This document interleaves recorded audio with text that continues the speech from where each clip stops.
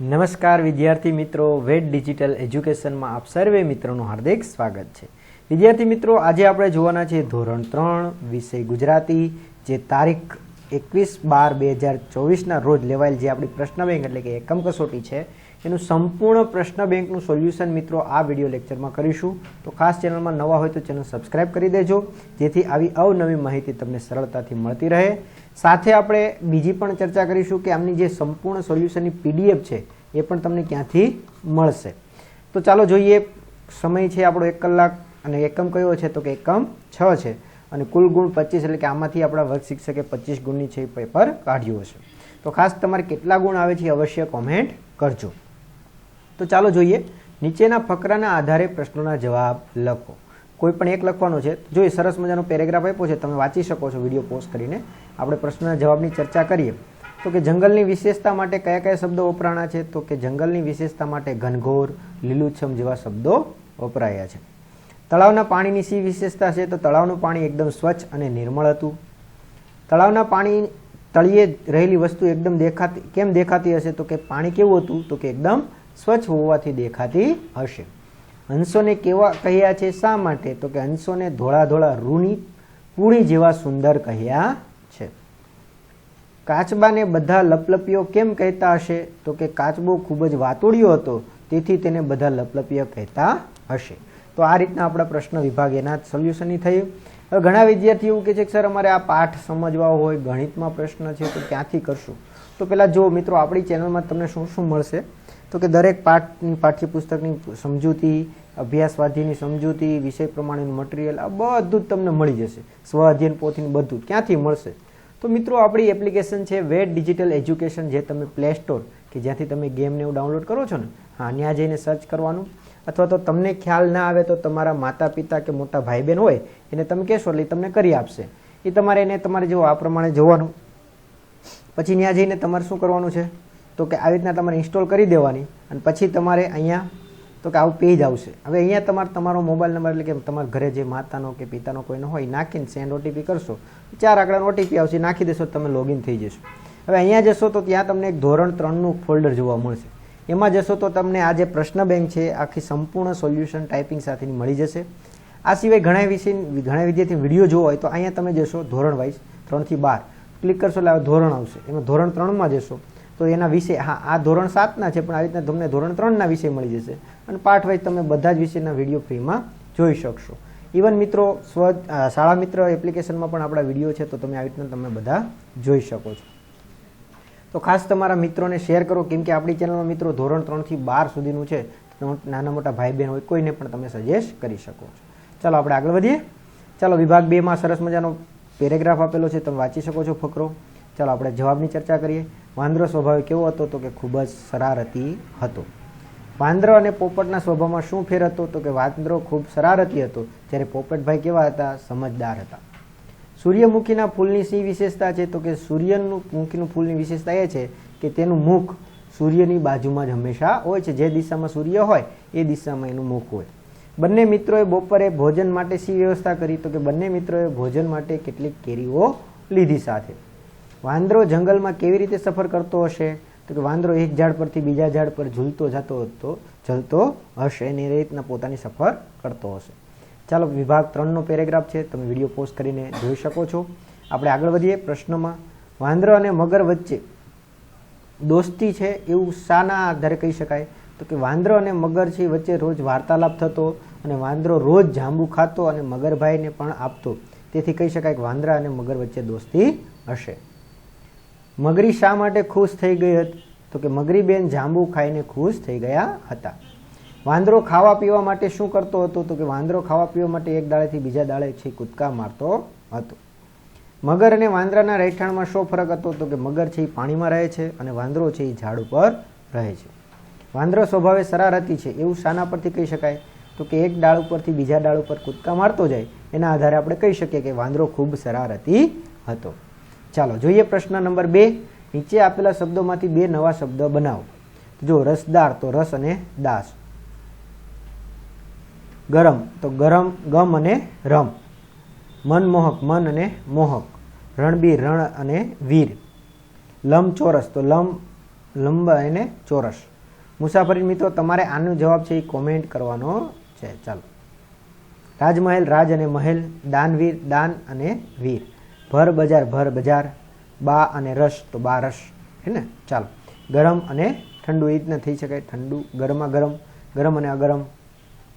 ચાલો, મુબારક, મુબા વત્તા અરક, કદ વત્તા રૂપું, કદ વત્તા રૂપ, કદ વત્તા રૂપ, આ રીતનું તમે જોઈ શકો ને. ચાલો, કદ વત્તા રૂપ. આગળ વધીએ. સુર વત્તા દાસ, સુર વત્તા દાસ, અર વત્તા માન, અરમાન. ચાલો, આ રીતના જવાબ થશે. ચાલો, હવે શું કહે છે તો કે આપણે કોષ્ટકમાં શબ્દો આપ્યા છે, શબ્દોનો ઉપયોગ કરીને આપણે ખાલી જગ્યા પૂરવાની છે. તો જોઈએ, સોનલ ખાલી જગ્યા રીના ભજન ગાય છે. સોનલ અને રીના. તમને કયું પક્ષી ગમે, મોર કે કાગડો? તો કે આવશે જવાબ. નિશાળમાં નવા શિક્ષક આવ્યા એટલે વિદ્યાર્થીઓ ખુશ છે. મારી પાસે છત્રી નહોતી તેથી હું પલળી ગયો. રીના બીમાર હતી તો પણ તે શાળાએ આવી. ચાલો, બીજો જોઈએ. તમને ગણિત ભણવું ગમે કે ગુજરાતી? તો શું આવશે? કે. નદીમાં પૂર આવ્યું એટલે શાળાએ જઈ શકાશે નહીં. મોહન અને કમલેશ ચિત્રો દોરે છે. હું સવારે સમયસર નીકળ્યો તેથી ત્યાં પહોંચી ગયો. અને સાહેબ ગીતો ગાવાની ના પાડી તો પણ તમે ગીતો ગાઓ છો તો પણ જવાબ આવશે. ચાલો, વિભાગ 3 જોઈએ.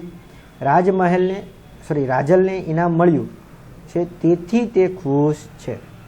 આ વર્ષે ખૂબ જ વરસાદ પડ્યો એટલે પાકને નુકસાન થયું. તમે કપડાં લેવા માટે ફતેપુર જશો કે સંતરામપુર? ડાક્ટરે ચા પીવાની ના પાડી છે તો પણ તમે ચા પીવો છો. દીપક અને ચિરાગ વાતો કરે છે તો અને જવાબ આવશે. ચાલો, હવે શું કહે છે તો કે પ્રશ્ન 4માં માગ્યા મુજબ જવાબ આપવાના છે. તો કદરૂપા બતકને ઘરે છોડવાનો નિર્ણય કેમ લીધો? તો કે બધા તેને કદરૂપું બતક કહીને ખીજવતા હતા, નામ પાડ્યું હતું એટલા માટે.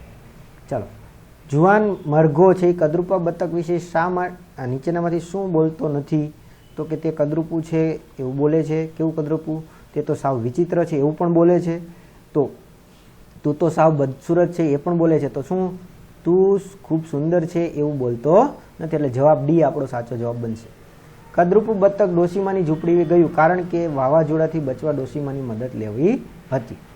ચાલો, કદરૂપા છે બતકની છે એ શું કરવાનું છે? તો સવાલ 4 નંબરમાં શું આવશે? કદરૂપું બતક ક્યારે શરમથી માથું નીચે કરે છે? તો કે એને જે એમ કહે છે કે ભાઈ તું તો સાવ કેવું છે? કદરૂપું છે. આથી છે એ કદરૂપું બતક છે એ શરમથી માથું નીચે કરી દે છે. જુવાન મરઘો કદરૂપા બતકને શું કહી દુઃખી કરતો? તો કે તું તો સાવ વિચિત્ર છે, તું તો સાવ બદસુરત છે, ચાલ અહીંથી ભાગ, અહીંયા તારો કોઈ મિત્ર નથી. એટલે આ રીતના એમના જવાબો આવશે. હા, ચાલો, બીજો વિભાગ છે. બતકીને પોતાના મૂકેલા ઈંડા પર વિશ્વાસ કેમ નહોતો આવતો? તો કે 5 ઈંડા સરખા જ હતા એટલા માટે છે એને વિશ્વાસ આવતો ન હતો. એવું નહીં આવે મિત્રો. આમાં આવશે મિત્રો વિભાગ ડ આવશે. એ રીતના જવાબ સેટ થાય છે, બાકી તો જવાબ સેટ થતા નથી એટલા માટે. ચાલો, રેડી, આગળ વધીએ. બતકી ઈંડા ઉપર બેસતી હતી કારણ કે? તો કે તે ઈંડા સેવા માટે. ચાલો, ત્રીજો સવાલ. બતકી કેમ ખુશ થઈ ગઈ હતી? તો કે એક ઈંડું સહેજ મોટું હતું એટલા માટે. ચાલો, બાકીના જવાબ સેટ નથી થતા એટલા માટે. કદરૂપું બતક કેમ દુઃખી હતું? તો કે ભાઈ કદરૂપું બતક કેમ દુઃખી હતું? તો કે એમને છે એ બધા ચેડવતા હતા કે ભાઈ તું તો સાવ વિચિત્ર છે, તું સાવ બચ્ચું છે, એટલે કે સાવ અલગ છે બધાથી, અહીંથી ભાગ, તારા કોઈ મિત્ર નથી. એટલા માટે છે એ કદરૂપું બતક દુઃખી હતું. 5મા ઈંડામાંથી નીકળેલ બચ્ચું કેવું હતું? તો કે 5મા ઈંડામાંથી નીકળેલું બચ્ચું થોડું મોટું હતું અને રાખોડી રંગનું હતું. ચાલો, નેક્સ્ટ જોઈએ. મોટા ઈંડામાંથી નીકળેલ બચ્ચું જોઈ બતકીને કયો વિચાર આવતો નથી એવું કીધું છે? તો જો આ બધા આવે છે. આ બચ્ચું થોડું રાખોડી હતું, તેને તરતા શીખવાઈશ. આ બધા બચ્ચા કરતાં થોડું મોટું હતું. આ નથી આવતું કે આ બચ્ચું મારું નથી. એટલે જવાબ આપણો આવશે ડી. બતકીના 4 બચ્ચાએ 5મા બચ્ચાનું નામ કદરૂપું બતક પાડ્યું. કેમ? તો કે તે બધા બચ્ચાથી કેવું હતું? અલગ હતું એટલે. ત્રીજો સવાલ. બતકીનું ખૂબ દુઃખી થવાનું કારણ શું હતું? તો કે બીજા બચ્ચા છે મોટા બચ્ચા સાથે મસ્કરી કરતા હતા એટલા માટે એ દુઃખી થયા હતા. ચાલો, નેક્સ્ટ. ડોશીમાની ઝૂંપડી કદરૂપું બતક કેમ રોકાયું? તો કે રાત્રે છે એ શું હતું? વાવાઝોડા છે એ બચવા માટે છે એ ડોશીમાની મદદ લીધી હતી એટલે કે ઝૂંપડીમાં રોકાયું હતું. બતકીને 5મા ઈંડા વિશે શો વિચાર આવ્યો? તો કે મારું આ બચ્ચું ક્યારે બહાર આવશે? આ ઈંડું થોડું મોટું લાગે છે, જરૂર આ બચ્ચામાંથી મારું સૌથી સુંદર બચ્ચું બહાર આવશે ઈંડામાંથી. રેડી? ઈ રીતના. ચાલો નેક્સ્ટ શું છે? તો કે આપેલ વિષય ઉપર 5-7 વાક્યમાં છે એ નિબંધ લખવાનો છે. તો પેલું છે તમને મનગમતું પક્ષી. તમે વિડીયો પોઝ કરીને લખી શકો છો. ચાલો રેડી? અહીંયા આપણે આપ્યું છે મોર, જે ઘણા વિદ્યાર્થીઓનું પ્રિય હોય છે. રેડી? લગભગ બધા વિદ્યાર્થીઓનું પ્રિય જ હોય છે. તો આપણે એના વિશે આપ્યું છે. પછી નેક્સ્ટ આપ્યું છે મારા વર્ગ શિક્ષક. તો તમને અહીંયા પણ એના વિશે આખું સરસ મજાનું આપી દીધું. તમે વિડીયો પોઝ કરીને લખી શકો છો, વાંચી શકો છો. એવી રીતના મનગમતી ઋતુ, તો તમે ઘણા ઉનાળો વિશે લખી શકે, ઘણા શિયાળા વિશે લખી શકે. ચાલો રેડી? વિડીયો પોઝ કરી, કેમ કે શિયાળામાં ઠંડી લાગે ને. હા ચાલો. મેં કરેલો પ્રવાસ. તો આ રીતના તમે વિડીયો પોઝ કરીને જોઈ શકો છો. અને છેલ્લે દિવાળીની ઉજવણી. તો આ રીતના એમાં જવાબ આવશે. તો આ રીતના મિત્રો આપણે જે પ્રશ્ન બેંક છે એની આખું સંપૂર્ણ સોલ્યુશનની ચર્ચા કરી. તો આની સંપૂર્ણ સોલ્યુશનની ટાઈપિંગ સાથેની પીડીએફ જોઈતી હોય તો તમને ક્યાંથી મળશે? પેડ કોર્સમાં ધોરણ 3ના ફોલ્ડરમાંથી. અને ખાલી તમારે જો પ્રશ્ન બેંકની પીડીએફ જોઈતી હોય તો એક્ઝામ પેપરમાં તમને પીડીએફ એમની મળી જશે. તો ખાસ તમારા મિત્રોને શેર કરજો. અને હજી જો તમે ચેનલ સબસ્ક્રાઇબ ના કર્યું ચેનલ સબસ્ક્રાઇબ કરી દેજો, જેથી આવી અવનવી માહિતી તમને મળતી રહે. તો આ વિડીયોમાં આપણે અહીં સુધી રાખીએ. અને હા, તમારે કેટલા ગુણ આવશે એ અવશ્ય કોમેન્ટ કરજો. Thank you.